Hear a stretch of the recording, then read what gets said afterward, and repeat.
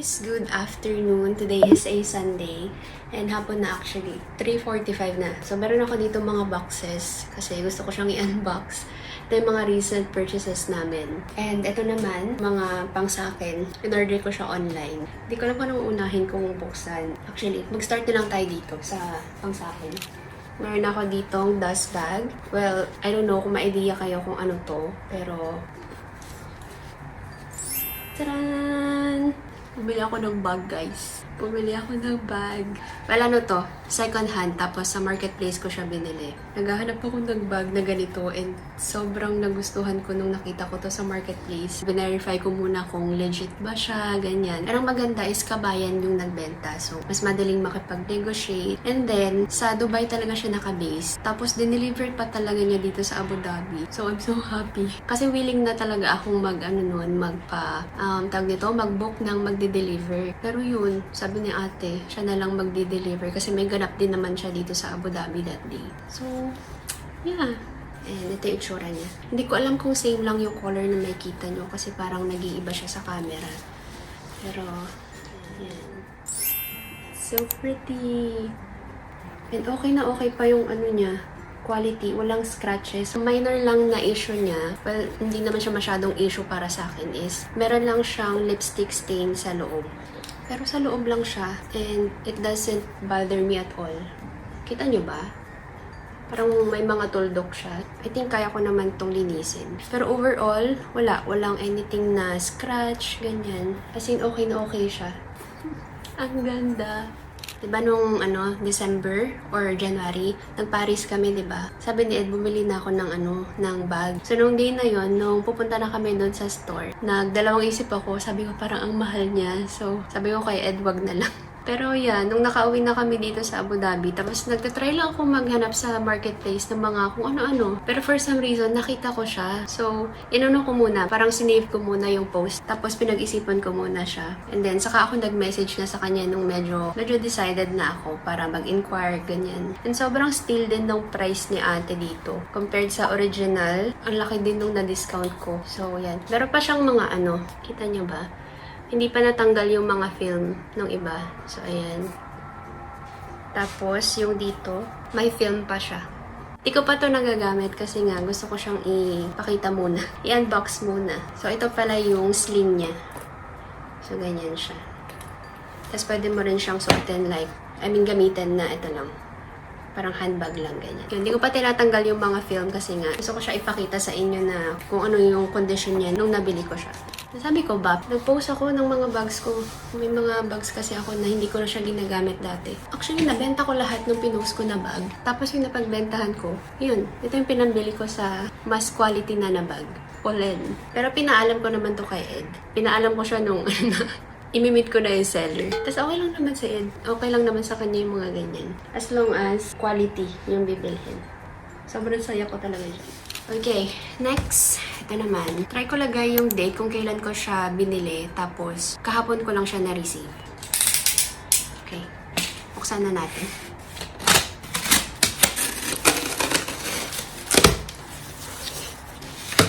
Oh my goodness. May papel, guys. Ano siya? Return form. Oh my goodness.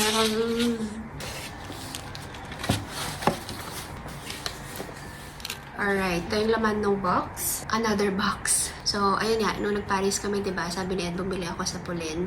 Pero, nagdalawang isip ako. So, hindi ko siya tinuloy. And then, nung nakita ko to na nag-sale, itong brand na to, which is ang tagal ko na rin gusto, naka-wishlist lang siya sa akin for like a year or more than a year na. Nabang-abangan ko lang siya kung kailan mag-sale. And then, nung nakita ko siya na parang 30 or 40% off, pero paalam ko kay Ed, sabi ko, pwede bang ito na lang yung ito na lang yung kapalit ng Pollen. Pumayag naman siya. So, ayan.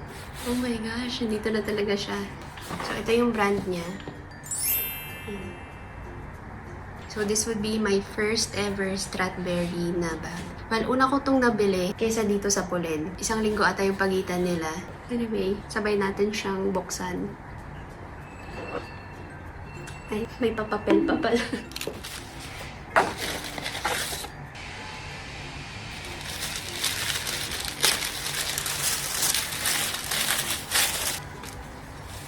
Ay, ang cute naman ng dust bag niya. Maliit na tote bag. Oh my god, it's so pretty! Oh my goodness.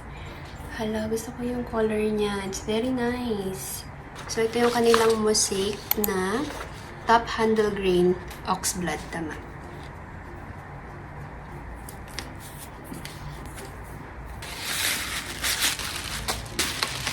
Hala, may pa-card talaga siya. So, super legit na legit yung bag natin, guys. So, binili ko to siya sa, Stradberry na website mismo.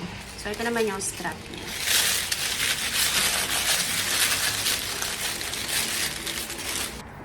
Ayan.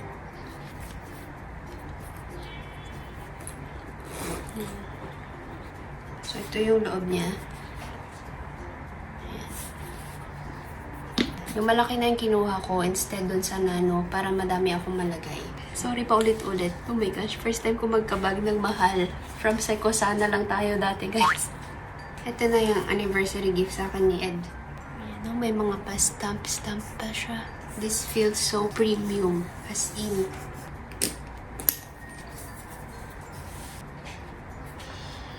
Hello, ang ganda-ganda nyo. Okay, anyway, ayan.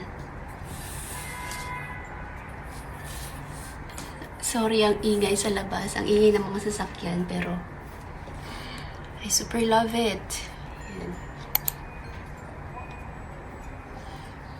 Okay, so yun lang. Yun na yung mga pang sa akin. Proceed na tayo dun sa Nespresso. Ayan.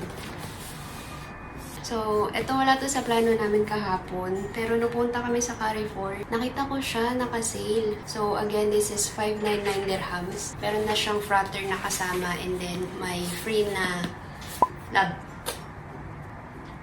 Galing na? Ang ganda. You like it? I like it. I love it. Tingnan mo. Sulit. Ah, parang better na may light. See? See? Ganda! Ang ganda, diba? Okay, going back. So, ito ay 599 dirhams. Meron na siyang frother and then may libre siya na 7 na pods. Hindi ko alam kung pare-parehas ng flavor or iba-iba siya, pero yeah, may libre na. Ito yung dala-dala ni Ed kahapon. Tapos nag-ano pa kami, nag-bus. Kasi yung original price niya, yung ano lang mismo, Nespresso, nasa 700 something. Tapos yung frother, nasa 300. Sabi ko dito na parang sulit na rin yung 600. Tapos meron pa siyang voucher nga na 100 kapag bibili ka ng mga capsules. Oh, mabigat din pala to.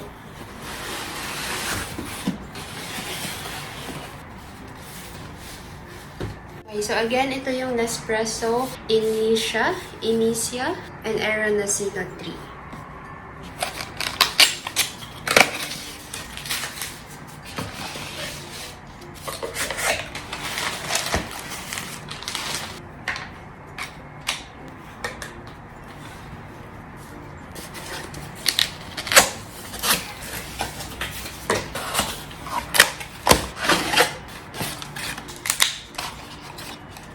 Taran!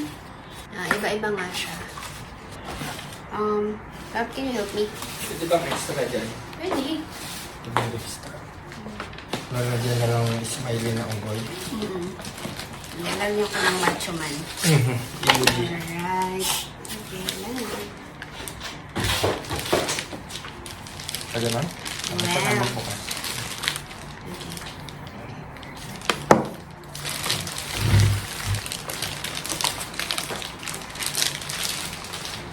So, all black lang siya. Diba?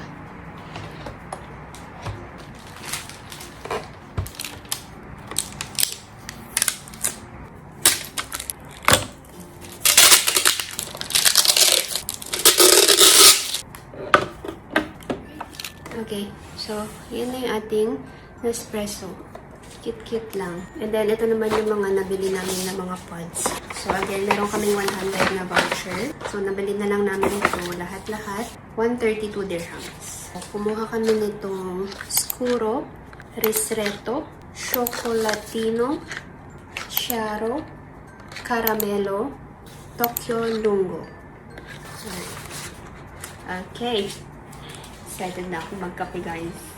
Okay, yun lang guys, yung mga purchase natin. Yung mga bags and itong Nespresso. Thank you to the husband. may pagtango sa likod. Yun lang guys. Picturean ko lang to. And na-memory ko lang ko. So, gamit ko yung cellphone. Bye!